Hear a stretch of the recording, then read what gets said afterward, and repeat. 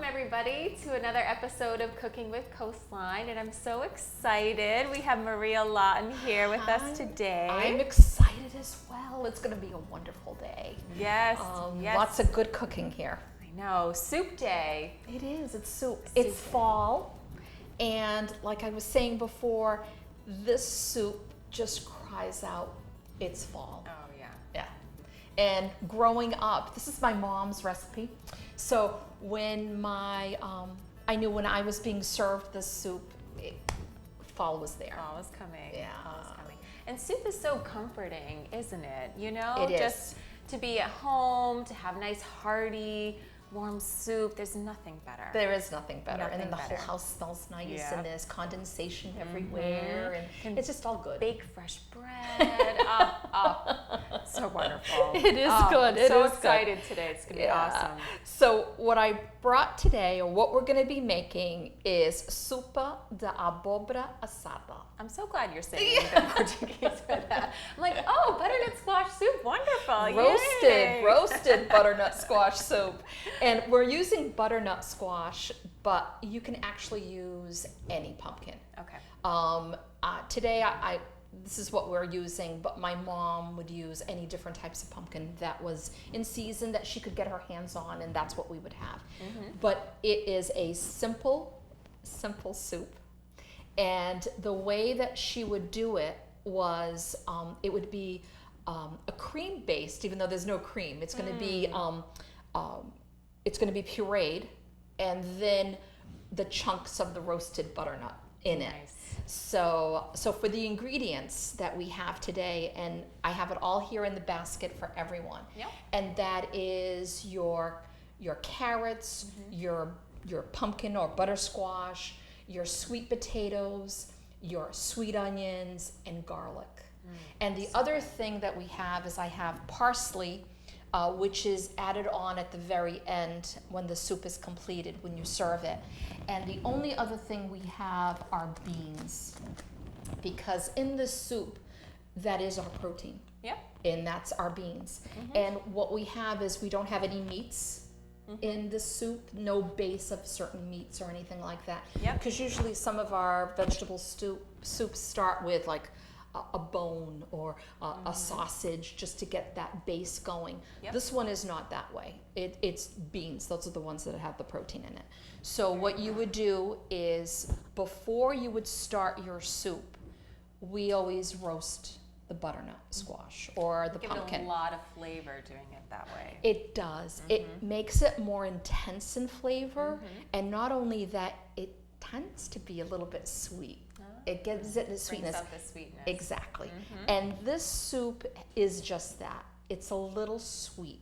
So for those of you that have never tried this kind of soup, when you have it and you need to add a little bit of more salt in it, that's fine. There's no wrong or right here, folks.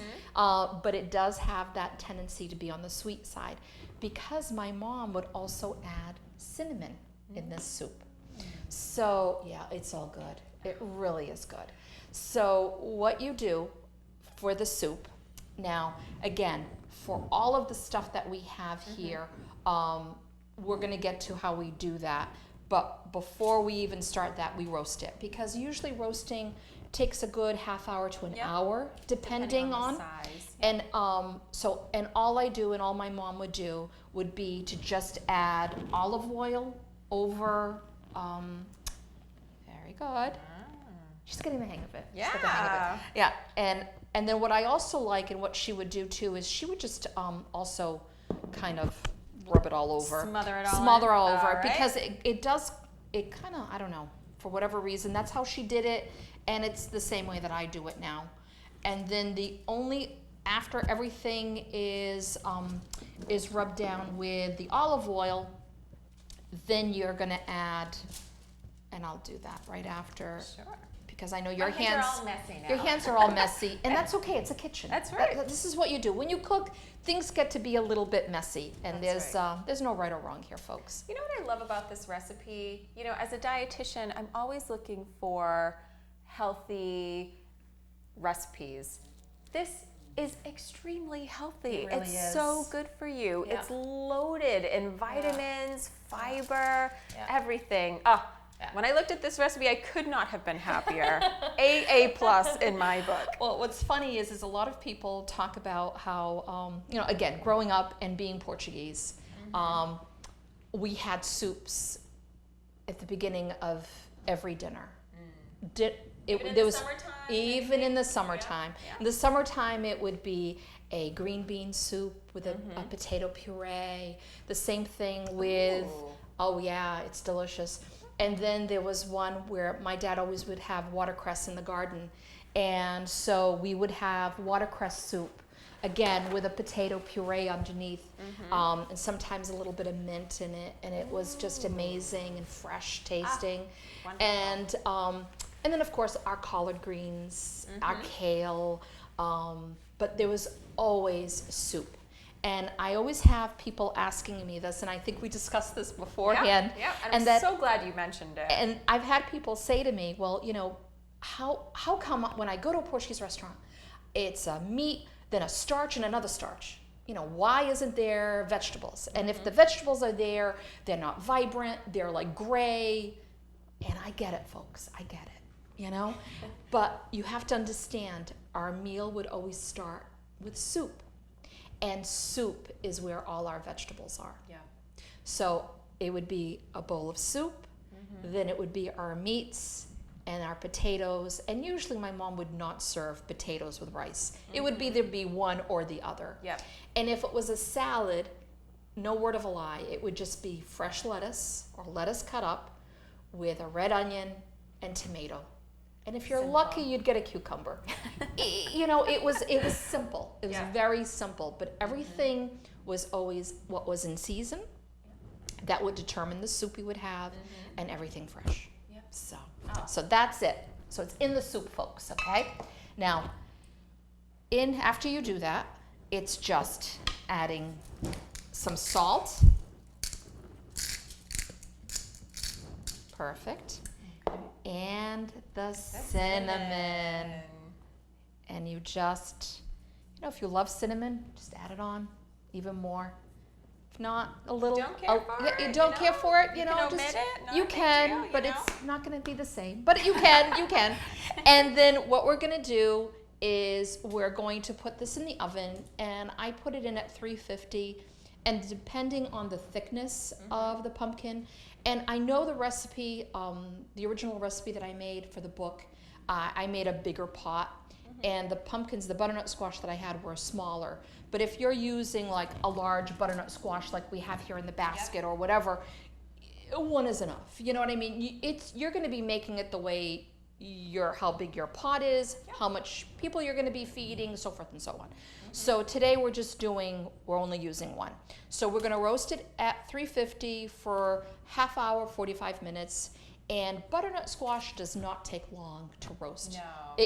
It softens up very quickly. And we took the skin off, correct? I did. Yep. So what you do is you cut it, you clean out the seeds, and you can peel it. You don't have to peel it, because once it roasts and you take it out and you're going to cut it out, the skin comes off. The skin really comes easily. off. It's fine. Yep. You can also buy it already peeled.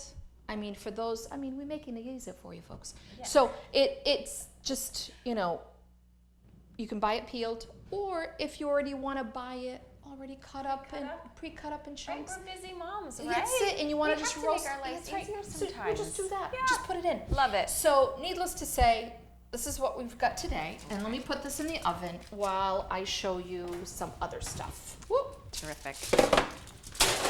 Okay.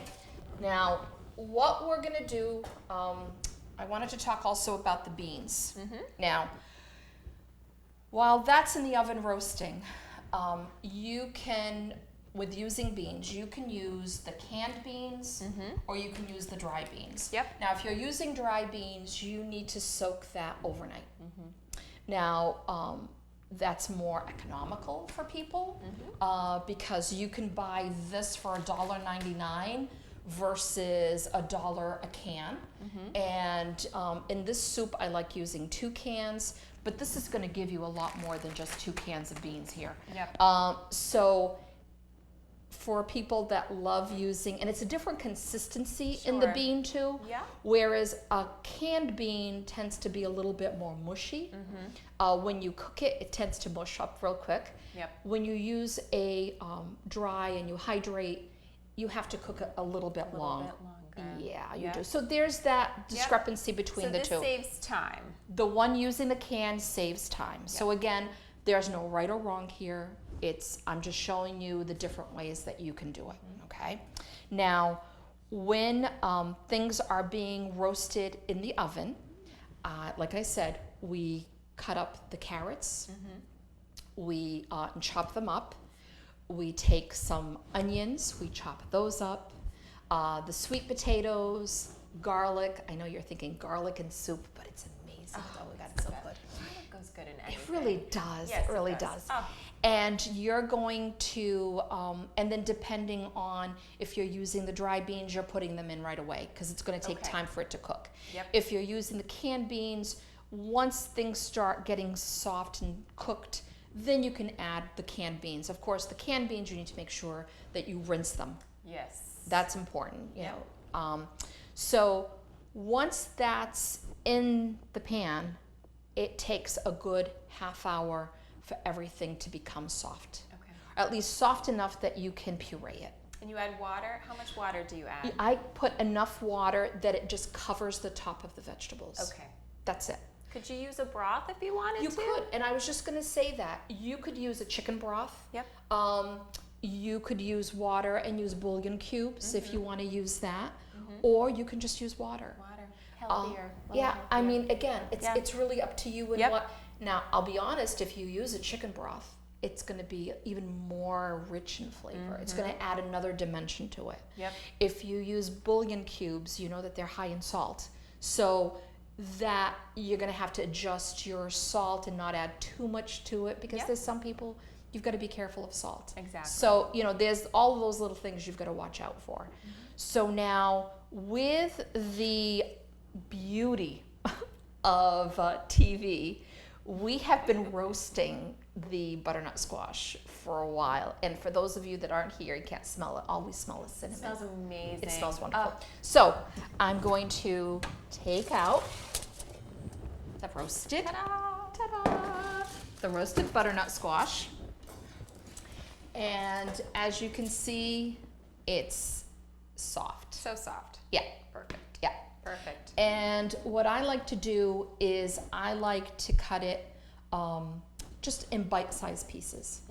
Because what happens is after I puree this, I like to add that on into it, and then you're ready to serve. Yep. Now, I'm doing it this way where I'm pureeing everything, including the beans. For those that say, oh, I don't want too much of a puree, I want it to be a little bit more texture, and this is a very soft, again, so you're doing soft with soft. Right. So if you want a little bit more of adding the bean on there, don't add the beans in there before you puree. Yep. So you're gonna hold off on the beans until after you puree it, put the beans in there, bring it up to another little simmer, let it get softer, because I don't care how, especially with canned beans, you need to go that little extra mile. You know, you can't just, there's some people who like to eat it right out of the can, but personally, I like to cook it a little bit more. Yeah. And then you would do that before you would add that. So again, there's no right or wrong. Or No you right just or say, wrong. you know what? I don't want to puree it. I want it all chunky. That's okay too. It's all right, you know. Yep. But I'm just showing you the way my mom would do it. But you know, I do like the idea of having the puree and then having a little bit of chunky in there. Because I'm not a huge puree soup person, but having just that little bit extra in there. Right. Now, growing up, this is something my mom would do. Of course, she would puree a lot of soups for us. And so I grew up with that, and that was not an issue. But I have 3 children, and they are one of the pickiest little children I ever had. For those, So relate to you, Maria. so they didn't want to eat their vegetables. Yes. They didn't want to do this. They didn't want to eat that. But they loved Vava's soups all the time. So my mom would sneak in all the vegetables in the soup, And so it would be leeks, because onion sometimes is too much for little children. Yep. But wanted to have that onion in there, so leeks is a great way to go. She would add whatever vegetable was in season. She would have that in there, and then she would always put carrots and sweet potatoes because it sweetens it up. So my girls thought they were having like this great soup, and it was sweet, and of course my mom again always cooked with a lot of cinnamon. Yep. So the cinnamon in there, and they loved it. And so that healthy, so good for them. I'll have to try that on Yeah. my daughter. So- my daughter is the pickiest, Yeah. pickiest little girl. So I had the same thing. I had 3 of them, Oh. and that was the way around it. So for those, you I'll need to have try to it. try it, and I'm going to let you know. It's the way to hide those vegetables in Sneak there. in those vitamins Sneak and it in. minerals. Yep, love it. So what we were talking about is cutting up now the So into little pieces. into bite-sized pieces. While you're cutting that, Yep. okay, I want to show what I have been doing beforehand, and that is, again, we started this up a good half hour ago, and it is done. I mean, it's all beautiful. cooked. And so good. What happens here is you've got everything in there, the carrots, the sweet potatoes, the onions, the beans, and as you can see, as I'm putting it off to the side here, I can like break it up in pieces. Now, my mom, when she would puree this, she would puree using a handheld food mill. Oh my goodness. And what she would do is she would have another pot or another bowl off to the side, and she would have the food mill on top of that pot or bowl, and little by, with her colander, she would, put the whatever was in there in that food mill and literally hand crank it. So Talk about a labor of love. it really right? was. It really was. And so for those, I'm not suggesting that you go out and get a food mill to do that. It's a different consistency. Oh, It I actually is believe a it. different consistency I believe because you've it. got a certain amount of holes that the food is going through. So it'll be consistent. And the only other alternative that you can do also is use a blender. So in the same way that you would have to take it and put it in the blender and then put it back in the pot. Or you can use one of my favorite tools to have in the kitchen, and that is a handheld blender or a hand immersion. Beautiful. And personally, I think every kitchen should have one of these. And you convinced me today, really. After all our conversations, I am convinced I need to have one of these. this is a in my must-have. Yes. There's certain things that you need to invest in the kitchen. One of them is, and I'm so happy that there's an outlet right here for us in the island, which is great. But a good set of knives. Yes. That's a really good thing to have. Yes, it is. You can also, some great pots and pans. Another thing that's something that's a must-have in your kitchen.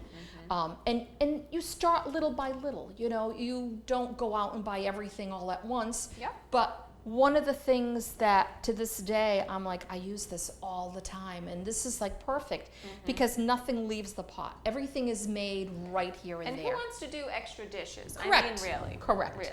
So what we have here is, and it's going to be a little bit loud. So what we're going to do, as you continue cutting, All right. is we're going to go right to the pot here with a hand immersion. And so as you can see, you just put it right in, and it's a little blender at the very bottom, and you put it in, and you turn it on. And they're fairly inexpensive too at the stores. I see them everywhere. Yeah.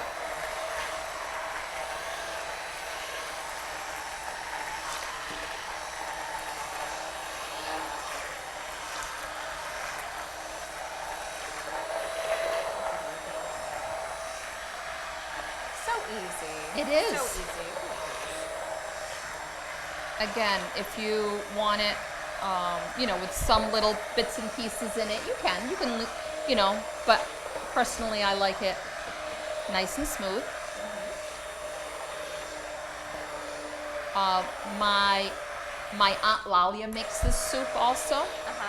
And my Aunt Lalia is, she's an amazing cook. And she really helped me when I was writing this book because I wrote it after my mom had passed.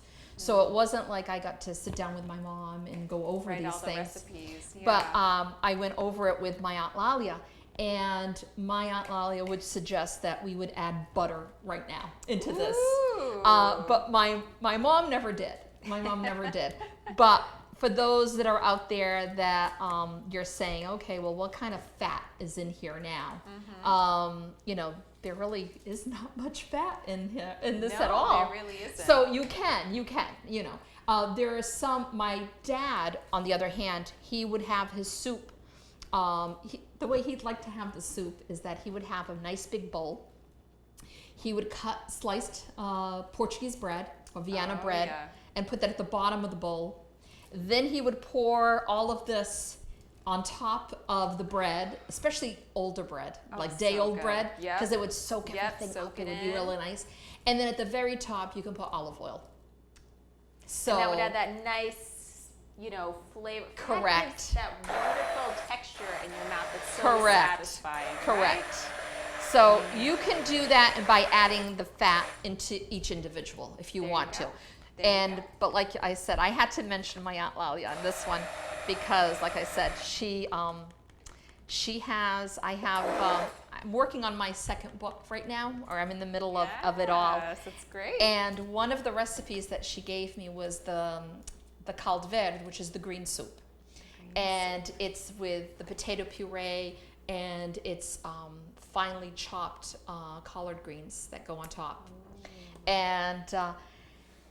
But in her soup, she actually takes the potatoes out and mashes them with milk and butter before she adds it back on, which is something completely not your traditional way of making it, but it's her way of making it. So I wanted to, because it's my family recipe. I'm not, you know, it's not something that I'm talking about how this is something that's mine. It's my family. Right. So, and I've had other people go, oh, that's not traditional. But once they try it, they're like, oh my God, You can't go back. You can't go back. Can't go back. So So add butter in there. She'll be happy if you did. All right, so here we are. It's done. The soup is done, folks. Soup is done. And I have all of this all chopped up over here. Yeah. How nice that we can have a little bit of your family in our homes every night. Isn't Yes, nice? it is. It is A little nice. taste of the Azores. It is a taste of the Azores. Cool. And as you can see, I'm going to use the spoon here through. See? It's all nice and creamy. That looks so good. Without any cream. No cream. No cream, but it's creamy. And then you would add that in there. Yeah. Do the honors of scooping. Ooh. Again, a mess, but that's okay. That's okay. That's Kitchen all right. should be messy, right? That's right. If you're not doing it right, if it isn't.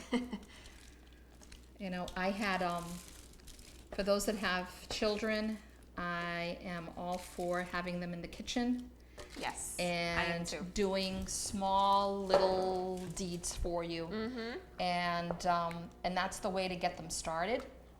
Get them interested at a young age. Yes. Yep. And I always started my girls not so much with cooking, but with baking. Yep. And it was really great because there's a lot of math skills that come into the baking because you've got fractions you're working with and all of that. So I always made it part of like a learning experience, but they didn't know that at the time. So they always knew their fractions perfectly. and it was because of that. I swear by that. But it's a good thing to get them started, and especially where if you have family recipes that you want to make sure that you pass on, it is so important to start teaching your children because whether it's a specific French meat pie that your meme used to make for you, Aunt Meme, and you know, and now Meme doesn't make it anymore, and your aunt is not sharing that recipe with you, or you need to find. It just, you don't want to lose any of that. Right. And I have a lot of friends, I'm bringing French meat pies up, because I have a good friend of mine who, you know, when her grandmother and her mom passed, the recipe went along with them. You know, so it's something where you need to create those memories, those food memories with your children, and you need to pass on those recipes. It's really important. You know, and I really commend you for what you did with this book. I mean, it's such a beautiful book. If you guys haven't seen it, check it out. It's wonderful, the Azorean Greenbean. But literally, it's beautiful. All the pictures of your family, all the stories that go along with each recipe, you investigating, figuring out, I need to know what that recipe was, how to, investigating with your aunts and cousins. Exactly, because that's exactly it. You know, after my mom passed, my grandmother passed, I mean, it was a type of thing, and then my dad passed, like right after. I lost everyone like within a few years of each other. And at the end, I felt like I was losing everything. And I have 3 daughters. And those daughters are half Portuguese. And they cannot forget who they are. And one day, God willing, maybe I will have grandchildren. You know, it's those things that it needs to be passed on to them. So when I'm long gone, you know, they'll still have that. You know, it'll always be there. And I think that's important. I think every family needs to do that. I think everyone has their own story that they need to tell that has to be preserved, that needs to be kept and not forgotten. You know, and I think you doing this and telling your story, I think that it's going to inspire a lot of other people to begin doing the same thing. You know, I get a lot of private messages from people who say exactly what you're saying, and that is, I want to do the same thing. I want to start. How did you start? And the answer, folks, is just do it. Just start. Just start writing and start documenting. Start asking questions to those family members that are still with you. So if you have your elderly aunts, if you're lucky enough to have your mom and your grandmother still with you, it's a gift. It's a gift. So videotape each other cooking together. You know, those are things that, you know, we don't think of when they're here. When you're in the moment, you know. Because we're all so busy, our lives are so busy, everything is go, go, go, go, go. But in the long run, what really matters and what really you want to preserve and carry on long after you're gone. And I keep saying that. And so for all the people that do ask me how to get started, is just start somewhere. Just start. Just start doing it. And one recipe at a time. It took me 4 years to put it all together because I work. I have a family, I'm married, I have children. You know, we were just talking, my oldest daughter just got engaged, so we're planning a wedding. I mean, so life continues. Life is busy, and it's busy for all of us. But there's always those little moments that you can take out and you can make that for yourself, because in the long run, it'll be worth it. It'll be worth it. And you have another book coming out. I do. So I'm real excited, and so I've got that going on, and but this time I'm working strictly with a publisher, so things are done at a different speed, and it actually takes longer. It actually, because it's not my time. We're all in eager anticipation, waiting for the books to come. It's not up to me. It's all up to the powers that be, because now they're the ones taking pictures of things, and they're the ones that are going through my edits and re-edits, and so it's a whole different thing now.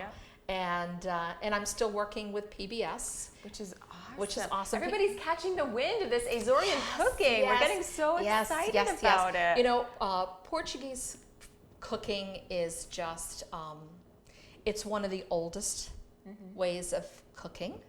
I know I'm going to say it, but, you know, I'm going to put it out there, and I can stand behind it. You know, Greece is the oldest city capital that was ever created. It is in Athens, Greece. And second is not Rome. Second is Lisbon. Rome came after. We have been around and cooking our way a lot longer than people think. And it's just something where we don't, you know, we just don't, brag about it. And it just so happens that we live in a community that a lot of Portuguese people settled here when they immigrated. But if you go to different parts of the country, we're all over the place. And I have a lot of followers that are from Paris, France, that there are a lot of Portuguese there. There are a lot of Portuguese in England. There are a lot of Portuguese in Germany. There are a lot of people. We have a whole colony in India, in China, in Africa. So we were discoverers. We went around. We were navigators. So we've been to every part of the world. So there's Portuguese everywhere. There's Portuguese everywhere. Who would have thought? And but my family has lived in the Azores for several centuries. So there's different ways of cooking. So even though this is Portuguese cooking, there's different ways, because people will say, well, what's the difference between Azorean cooking and Portuguese cooking? Even though we use the same ingredients, the techniques or the spices might be a little bit different. Like my mom used a lot of cinnamon. And that can also be said island to island, because there's 9 islands, and every island cooked a little different, and every island has their own specialty. And even within an island, village to village, sometimes they cook a little bit different. So the Azoreans tend to spice up our food a little bit more than they do in the mainland. But for all in all, it's pretty much very similar. And so it's something where I think it's coming to the forefront more and more, and people want to know more about it. So I think it's just, so PBS is going to be airing some in the fall, correct? In the fall. I've already done, we've filmed a few segments already for PBS Rhode Island, so that should be starting in the fall. And then we'll be working on the 13-part series with them. So it's all good. It's all podcasts too. Yes, I started a podcast. We're the first and we're the first and only right now. There might be more coming up, but it's called Our Portuguese Table, and it's on SoundCloud and iTunes. And we've been interviewing. It's myself and Angela Simons out of California. And even in California, we're all over, right? We do a podcast together, and it's usually early in the morning for her, and it's in the afternoon for me. So she's having coffee, I'm having wine, and we're at Our Portuguese Table.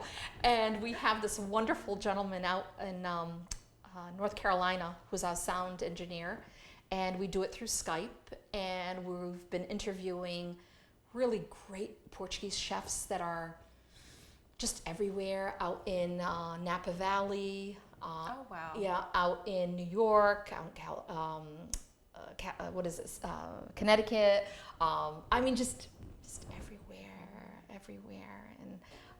And everyone who we've asked to be on has said yes.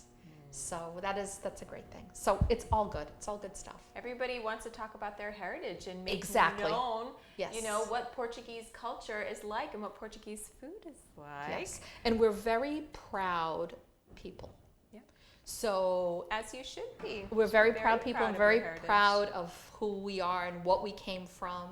And food is a way that was showing love. And so food is always made with love. If it's rushed, it's never going to taste great.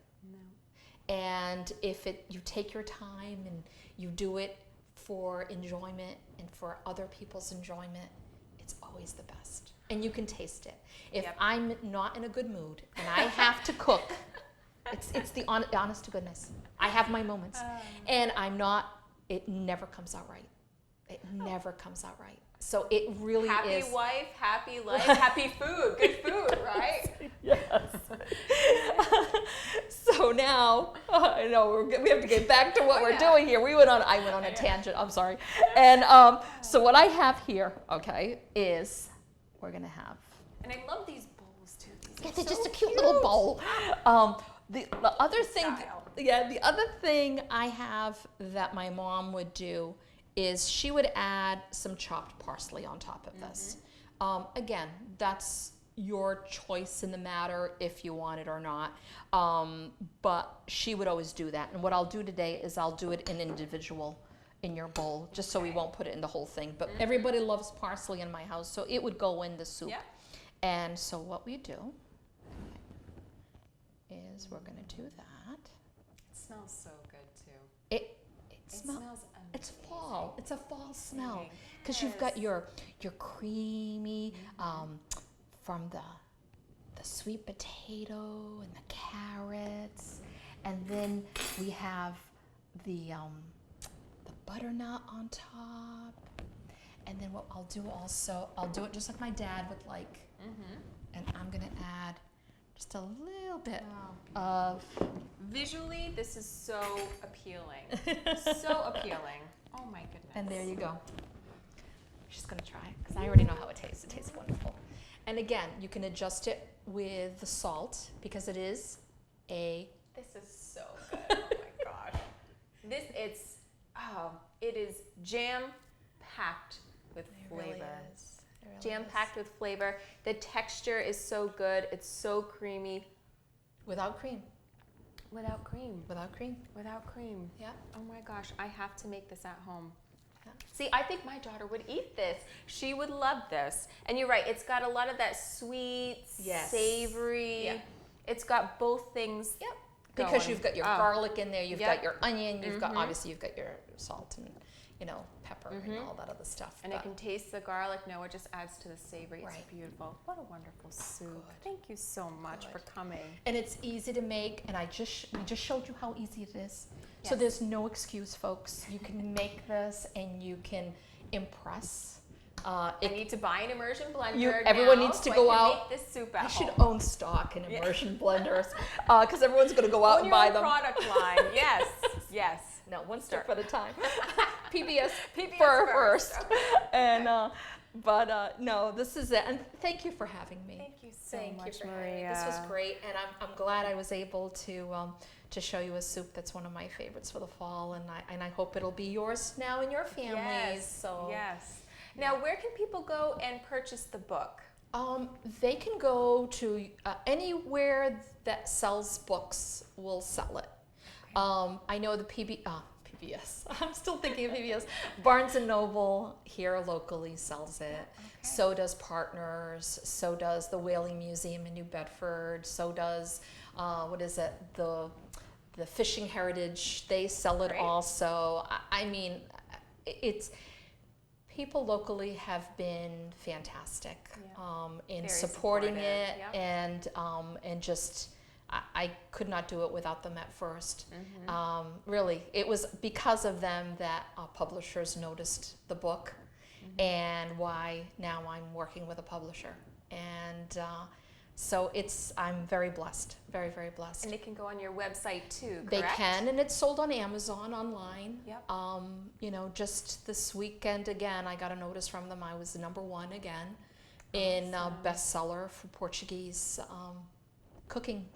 Okay. So, it's been how many years that it's been out, and it's still being discovered by people. It's Yep. it's loved. I can't even begin. The notes, and I've had people send me a letter from someone who lived out in Indonesia. Wow. Indonesia.